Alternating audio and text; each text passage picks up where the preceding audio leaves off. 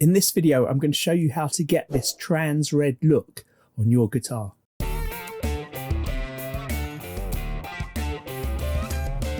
So I'm going to be using this trans red from NitorLack. Comes in a spray, and if you stay tuned to the end, I'm going to use it in a way that I've never seen this kind of finish used on a guitar before.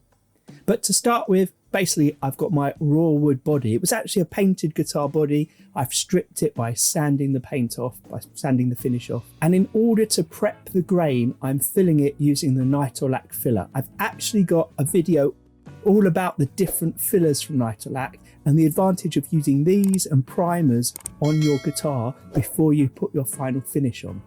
Now what I've done is I've mixed this filler with some black stain, again from NitorLack, and I'll be using that stain a bit later on. And I'm essentially just rubbing it in hard all over the surface using a cloth to try and get it to fill into the grains, the pores of the grain.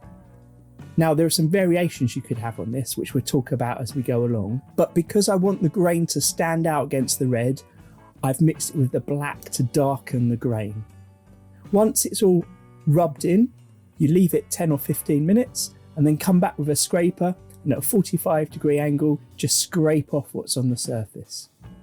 Now you can see it's really built up, but I wasn't being sparing with the filler. I really wanted to make sure I had enough to fill up the pores. You can already see how good it's looking with the pores looking this kind of darker grey colour. Now, just turned it over to the back, and what I'm doing is sanding this down.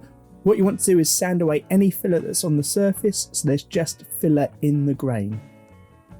It's quite a long process and it can be quite tedious, but it's really important to get as much off as possible. I'm using 400 grit here. I've got a tack rag that I'm using to pick off all the dust from the surface. Now over on the front, I'm going to do something a little bit different here. I'm using the NitorLack black stain, the aqua stain, directly onto the guitar. So this is once I've sanded off the filler. Some people do this without the filler in. Now, if you do it without the filler in, when you put the trans red on, it's going to go into those pores a bit and you're going to struggle to get a really nice smooth surface. But that might be what you want. Some people like their surface to show the grain, and that's something I'm coming round to liking more and more. But for this guitar, I wanted to start with the filler. Now with the black, I'm just using a cloth again and spreading it all over the surface. I'm not so worried about getting a perfectly even surface. I'm just basically splashing it on and spreading it around. Now, I'm not doing this over the whole guitar because I want to see the difference when I get to the end of the process, to see what the difference is, where I've used the black stain and where I haven't, to show you your options. Now, the idea here is you sand back again. So on the left, I'm using my mouse sander. On the right, you can see what it looks like when it's been sanded. And then I'm going over it by hand using 400 grit. Now, in principle, what's happening is the black dye is going into the grain and darkening the grain. I had already added the dye to the filler, so potentially it's not going to make much difference, but that's what I wanted to try out in this video. Also, NitorLack do a dark black wood filler, and I didn't have that at the time. That may have been an even better option. But one thing I like about the NitorLack natural filler is that you can add stains to it and change the colour. There was a lot of sanding involved with this. So here's a tip. If you want to see what the grain's going to look like when you put the finish on, when you're putting a varnish on, you need to dampen the grain. Now I don't want to put water on it necessarily because I don't want the water to seep into the guitar itself. So I use a mix of methylated spirits and distilled vinegar. Some people use some sort of rubbing alcohol because meths isn't something that's readily available in the US. But as you can see here, it really brings out the grain. And what we can see here is the top part of the guitar has had the black dye on it and the bottom front horn hasn't. All the back has, and you can see there is actually a difference using that dye. So I'm glad I went over it here. But how much will that show up once I go over and put the trans red on? You can also see the sides have still got some of the filler on it. So just before I put the stain on, I'm just going to dampen the surface by using a wet dry paper just to go over it. It helps raise the grain a little bit and help me sand that off.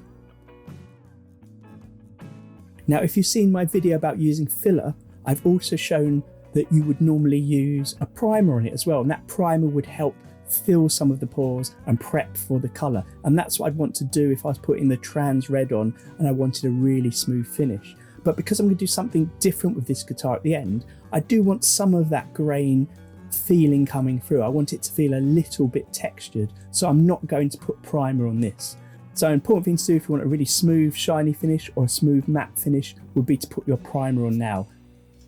And I would recommend with the primer, put 3 coats on, 15 minutes apart, leave it 24 hours, give it a light sand with 400 grit, then another 3 coats, leave it 24 hours and a light sand again before you apply your transparent colour. Now, one thing I like about these NitorLack sprays is they're quite light in the colour. So it's Trans Red, but actually with the first coat you'll notice it comes out quite orangey, which means that you can really control how deep the colour is by how many coats you put on. Here's the first coat. You can see that oranginess coming through. Some people might actually like it like that. Here's the second coat. It's definitely got more of a red look, but still I'd say it was an orange if I was presented with it. One thing I think might be quite good is to do a coat of this and then sort of do a sunburst with more of the same colour around the edges, so it goes from deeper red on the edges to lighter in the middle. And then here we go with the third coat, and you can see it's really picking up that red now. And I'm doing these 3 coats in one sitting with 15 minutes between them all. And now here we've got the red finished body. Now actually this isn't really the final stage. What I would do now is put some top coats onto it. A top coat of clear, and with a number of coats I could really get it glossy, or maybe I put the matte finish on.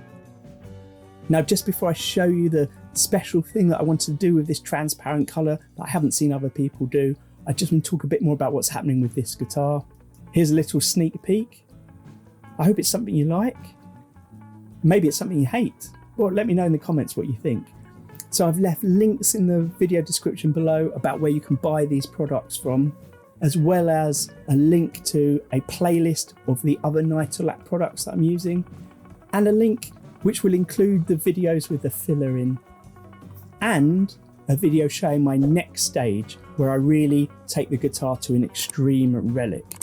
Now here's the bonus thing I was talking about. I wanted to see what it looked like if I put the transparent red over the fretboard. Now you can see I've literally just sprayed it over the fretboard. It's had 3 coats in one sitting. And those 3 coats are really, I think, given the rosewood fingerboard a really interesting, different feel to it. I absolutely love this. Maybe I could change out the dot markers, the fret markers, but I also quite like them with this red colour on them.